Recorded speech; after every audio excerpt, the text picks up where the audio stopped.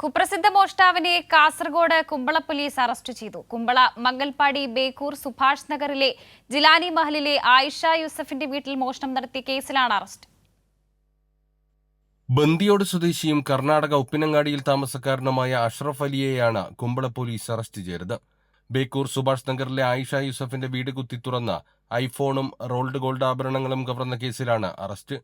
പയ്യന്നൂർ പെരുമ്പയിൽ പ്രവാസിയുടെ വീട് കുത്തി തുറന്ന സ്വർണ്ണാഭരണങ്ങളും പണവും കവർന്ന കേസിന്റെ അന്വേഷണത്തിനിടെ പയ്യന്നൂർ ഡിവൈഎസ്പിയുടെ സ്ക്വാഡാണ് കർണാടകയിൽ നിന്ന് പ്രതിയെ പിടികൂടിയത്. എന്നാൽ പയ്യന്നൂരിലെ കവർച്ചയുമായി ബന്ധമുള്ളതായി കണ്ടെത്താൻ കഴിഞ്ഞില്ല.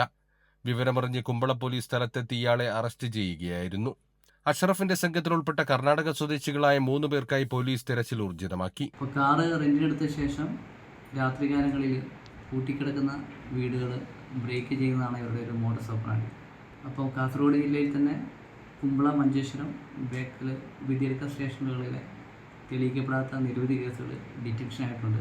കൂട്ടുപ്രതികളെക്കുറിച്ചും കൂടുതൽ വിവരങ്ങൾ പ്രതിനെ കസ്റ്റഡിയിലെടുത്ത ശേഷം മാത്രമേ നമുക്ക് റിവീൽ ചെയ്യാൻ സാധിക്കൂ.